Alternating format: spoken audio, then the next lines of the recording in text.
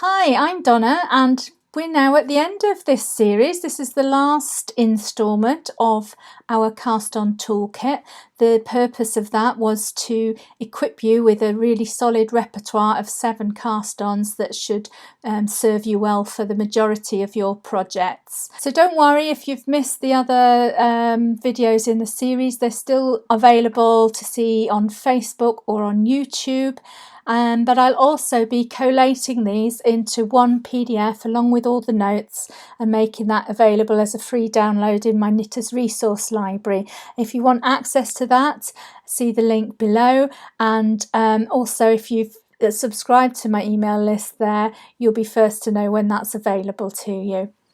So we're going to be looking now at a decorative cast on, and that is the Picot cast on. The edge it provides is quite a loose, kind of slightly splaying out edge, which you can adjust that. Sometimes you really want that, especially if it's the edge of a shawl or something like that.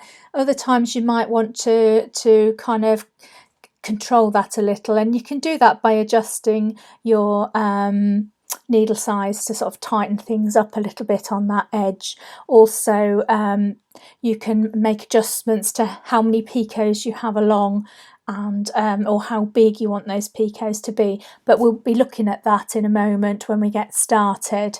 The Picot cast on also has a kind of fairly equal cast off, and I've actually got a video on that on my YouTube channel if you want to see that as well. So pull up a chair, get your needles and yarn out, let's get started. Here's our Picot cast on. This is achieved by casting on a few stitches, casting off a couple, casting on a few more stitches, casting off a couple. So you're toing and froing a bit.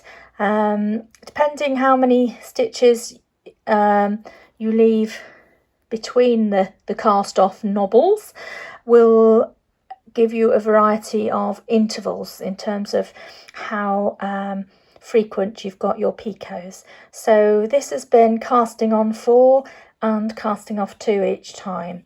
So you've got a 2 stitch gap between each 2 stitch picot. Right, so I'll show you what that means.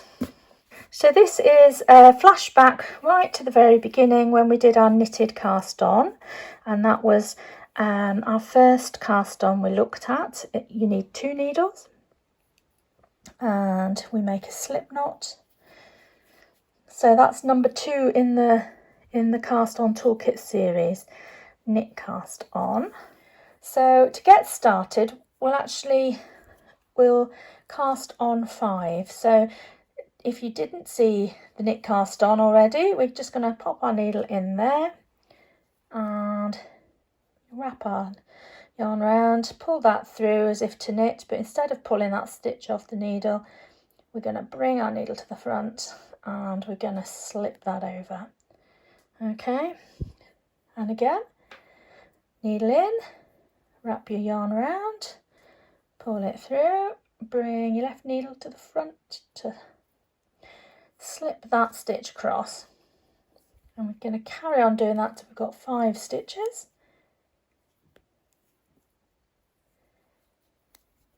Okay, now I'm going to cast off 2 stitches. So I'm going to knit them first. 1, cast off 1,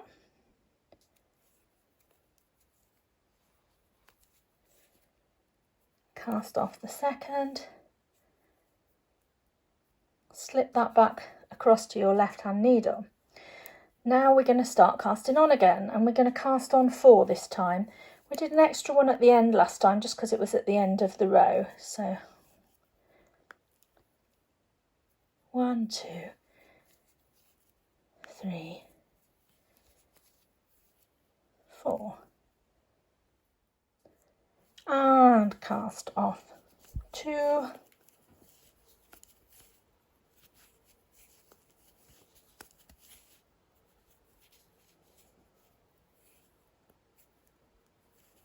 Pass it back,